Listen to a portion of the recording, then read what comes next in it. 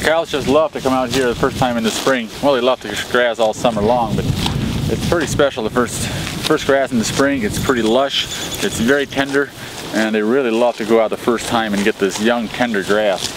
And this grass is full of beta-carotenes and other things. And the beta-carotene actually and the chlorophyll is actually what turns your butter into a nice rich yellow, and also the milk has a yellower shine on it after they've been on the grass for a few days. There's a lot of micronutrients and vitamins and minerals in here. This grass has not been sprayed with any toxic chemicals or anything. We just put on some microbes to build up the soil and get the nitrogen going in the soil, and the soil works by itself to create enough nitrogen and get the grass to grow. I like to get the cows out here, and I have these partitions fenced off, and the cows are just like a lawnmower. They come out here after a few hours. This part that they're in right now will be just clipped down like a lawnmower has gone over it, and then we put them into a new part where they can clip down the next section. And they're very efficient as far as eating everything and turning it into milk, which we use for our family, and we have over 100 other families that also get the milk from the cows. The grasses in this field, they are very nutrient dense. I like to have a mixture in the field of especially quite a bit of clovers, and then some wild grasses, and also some fustorium and ryegrass, which creates a nice mixture. And the main reason I like the clover in the field is because clover actually takes nitrogen out of the air from the sunlight and the air, puts it into the soil, and that boosts the grasses to promote growth for the grasses. And they're very full of, with that nitrogen flowing from the air into the clover, it really promotes health and vibrant growth in the grasses, which gives a lot of minerals and vitamins, the chlorophyll and everything. It's very vibrant in here, as you can see, and you can probably even taste it. That's good. Nothing wrong with it. We got some dandelions in here. It's a very nice mixture. That's a very healthful plant. I used to eat it as growing up, and we use it some for salads and so on. These two cows, this one here, number 76, and also first one up the hill there, they are nurse cows. So the only thing they're doing at this time, when they go to the barn tonight, they will just go into a pen, and each one will nurse 4 calves. We don't milk the cow, they just nurse the calves, and then they go out and eat more grass. We basically thrive on the raw dairy from our cows, the herd of cows that we have here. We make yogurt, kefir, butter, and also cottage cheese, and we drink a lot of milk besides all of those other products that we process. And you know what? We have 8 boys, and they have drank raw milk all of their lives, and I actually drank it all the while when I was growing up. I'm 40 years old, and I really wouldn't want to do without it. Are you guys cows? Are you eating the grass like the cows?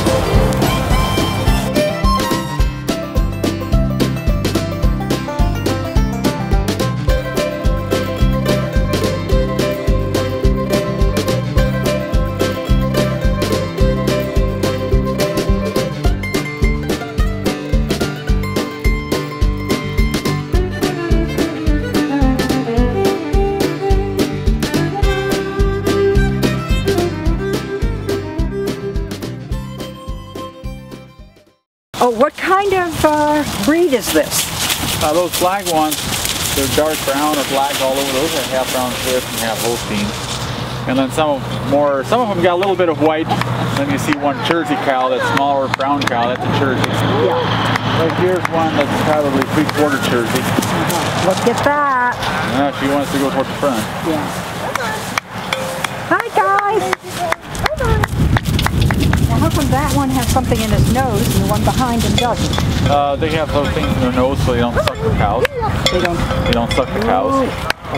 Once when you wean them, you have to train them off from doing that, or they'll suck themselves.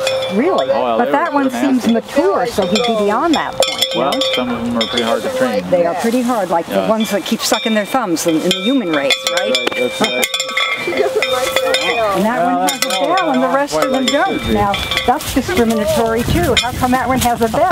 We figured she's going to be a leader, but she didn't make it.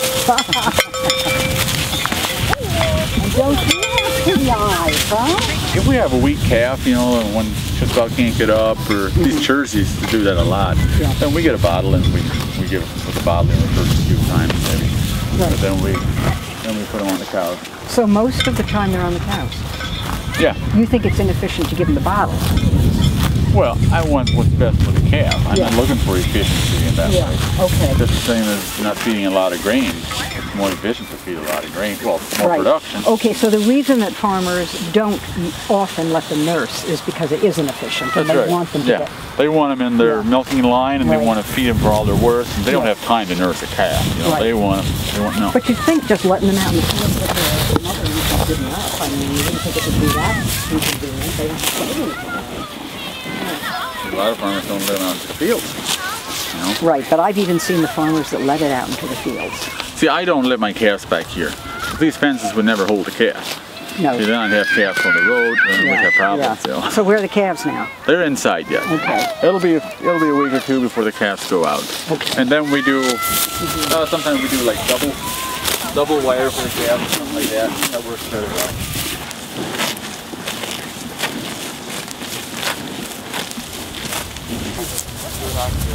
Just from my experience of watching the cows eat and see what they eat and what they don't like, clover is what they like the best.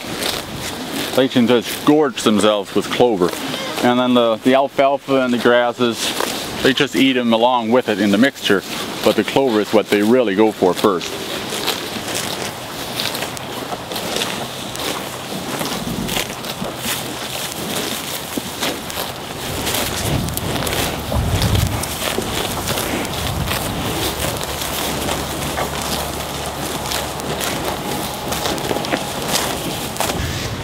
If the cows are in here and they have their poop piles around here, the next time they come through, say maybe 30 days later when the grass is growing up again, they won't eat for about a foot around the poop pile, because of the main reason they don't do that is because of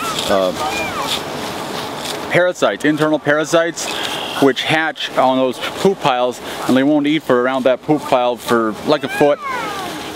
And what I like to do is say this field, I take this field, and the next time I won't put the cows through it. The next time we'll mow this for hay. That way the cows always have their fresh grass, but they don't have to worry about the parasites, and we break up the parasite cycle. And don't forget, anything that we put into the cows is what comes out in the milk, and in turn also the butter and the cheese that we like to eat.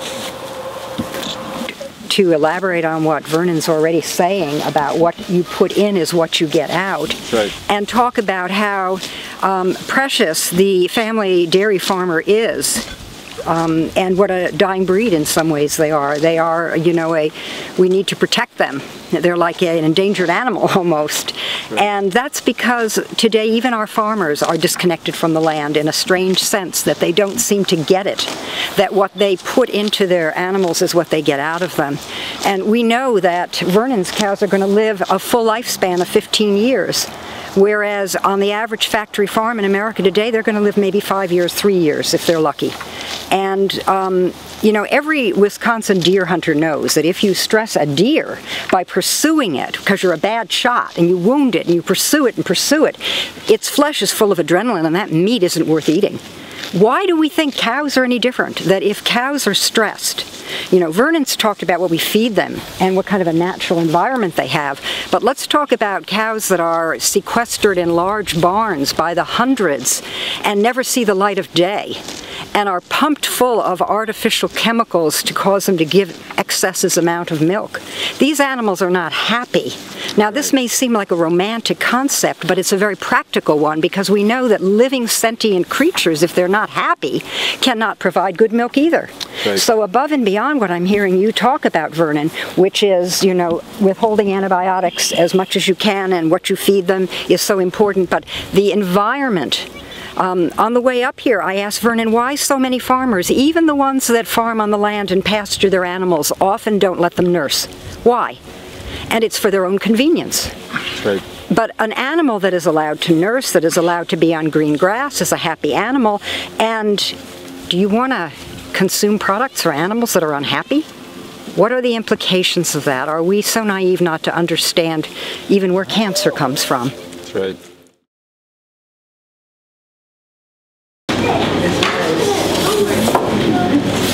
them?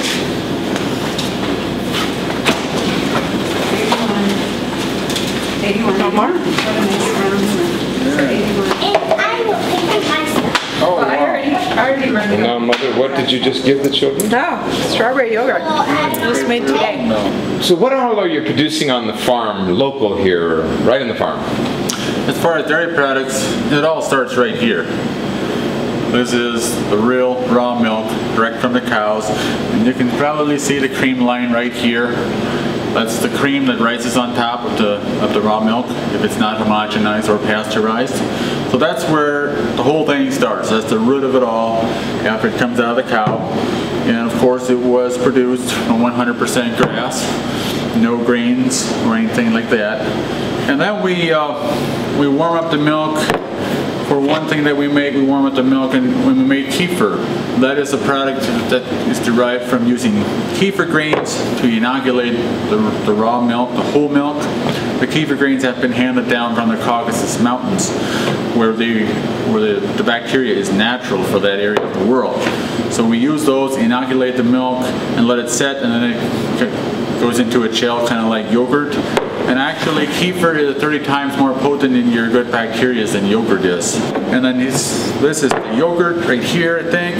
The yogurt we inoculate with a yogurt bacteria and let it set in the culture room for 24 hours. And then it's a nice, thick yogurt-like substance. And that's also very health-giving for your digestive system. And it's also made from whole milk, so you got your cream and everything in there. It's not pasteurized, not heated, anything. The buttermilk is derived after we make the butter. Actually, we take the cream, which is this product, take the cream and we put it into a butter churn and we churn it. It whips up. So this is the cream that is separated from the whole milk. This is just the cream taken off the top with a mechanical device known as a cream separator. We put the cream into a butter churn and it separates into butter and also the buttermilk. So these are the two components that come out of the cream. The buttermilk is used a lot for baking, and we have some people that drink it. It's a very nice, it's cultured, and it's a very, like a little bit sour, but some people really like it. And the butter, that is the real yellow, whole, unpasteurized butter that we make here on the farm. We have a lot of the members that really love this butter, and we use a lot of it as a family, as we also do all these products. We just probably half of our diet is right here as a family. We do take the skim milk that we take after taking the cream off. We use and make the cottage cheese, and then also for the cottage cheese we make a full-fat version of the cottage cheese, which has cream and yogurt added back into it. So this is a little more like the substance that you buy at the grocery store, but it's totally raw, unpasteurized, and from the real whole milk from the cows that are on grass. The cheese is made from a farmer that is not, we don't make the cheese ourselves. It is made by another farmer that has 100% Jersey cows, 100% on grass, and is certified organic. That's the main line that we have in dairy products is right here. That's the root of everything that we have on the farm, everything we do. And why are you providing this service? It's obviously a huge benefit for people. Tell us, why you're in this. I guess I feel it is a calling on my life, actually, from the Lord. I was raised on raw milk all my life. We lived on a small dairy farm where I grew up. We actually milked cows by hand. And I was raised on raw milk. I've just about never had a glass of pasteurized milk in my life.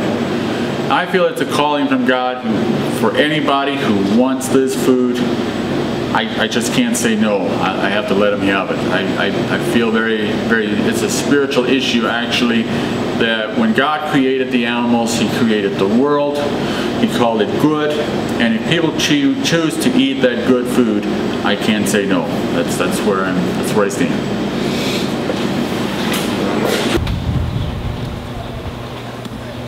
I would just like to reiterate just a little bit about what has transpired here on the farm in the last 2 years. for the last 10 years, we have tried our very best to work with the state, with the legislators, and with the government to try to be as legal as possible in providing this food for the members. And two years ago in June, they came onto the farm and wanted to do an inspection. They went all the way through the pantry, through the building, and took a total inventory of everything that was on the shelves, and they red tagged everything and said we can't move it or there will be a $5,000 fine if we move any of the products, even if we eat them for our own family, use them for our own family's food. They went over into the milk house and into the bulk tank and put blue dye, dumped some blue dye into a ton of milk, which we had to spread on the field. It was totally ruined as far as for human consumption. And they left at about 5 o'clock that afternoon, and it was a pretty rough decision for me because I have a family to support, I have mortgage payments to be made, and I did not know where it will all come from. But we milked the cows, and I slept a little bit, but I meditated a lot that night. I prayed a lot, and the next morning I felt pretty calm, and I just had this leading from the Lord that just rip the tape and let the members come and get their food. So that's what we did. And ever since, the state has been trying to file charges. They actually did file charges just 4 months ago, and ever since we have been having court hearings and working with the court system on that. But the main thing that I'd like to bring out here is I want to send out a message to the people of faith in God, and God created this food for the people, and I cannot say no if people come to the farm and want this food for their families. That's where I stand. I do not hate the government. I do not hate the people that are after me, but I love them as Christ taught us to love our enemies, and that's just what I have to do. I'm sorry that I have to do this in front of them. Sorry that I have to go against them. But that's where I have to be if they want to shut people down from getting this food. So whatever you do, if you are in a position to support a local farmer getting his food, by all means support him, because that is the local economy, and our farm families, small farm families, are in dire need of support. They are an endangered species, and they desperately need all the support they can get, both financially and physically, in whichever way that you can support them best.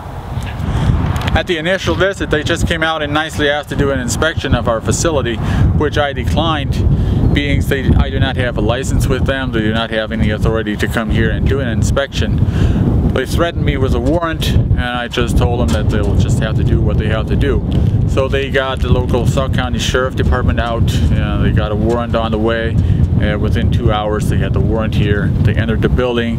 They had the Sauk County Sheriff Department guards all around the place. And a total of 4 warrants were issued on our property in the summer of 2010. And each time they were accompanied by the local Sheriff Department to issue the warrants. And it was pretty frightening and pretty stressful for the family, for our family, small children, you know, with the sheriffs coming and flying in here. Maybe sometimes it was in the morning when we were as a family sitting at the breakfast table. They came in here and tried to get into our buildings. So it was pretty stressful for the smaller children and everybody involved as far as that goes. It was extremely stressful for my wife. She was pregnant at the time, and we actually had a stillborn son born 5 months afterward. We do not know if it relates back to all that happened in those previous months or not, but we are sure that it didn't help the situation in any way. And here I am, and I have to tell you, when I came on this long trip to do the documentary, to do all the other big projects, I wasn't feeling as, you know, on the top of my game. And 2 or 3 glasses of your raw milk, and man, I tell you what, I'm on fire with energy and power, and my friends are telling me already I look better, I look recovered. All that albumin and all those vitamins and all the wonderful nourishment from your grass-fed cows. Vernon, I want to thank you for all the truth that you've stood up for, and we're going to stand strong with you. And the food revolution is on. foodfreedomusa.org, check it out, and you'll see this documentary, and we'll put even addendums of all the different corruption that is occurring against our food freedoms, go to the website foodfreedomusa.org. Vernon, thank you so much for all that you've done. And any final comments of what we can do to urge the people to support the cause? My main comment would be to just have our faith in God, move forward, and let people choose what they want to eat, support your local farmers, and help them to stand up against this tyranny. Support real food, and that includes raw milk, and I can guarantee you it'll be to your better health. Amen.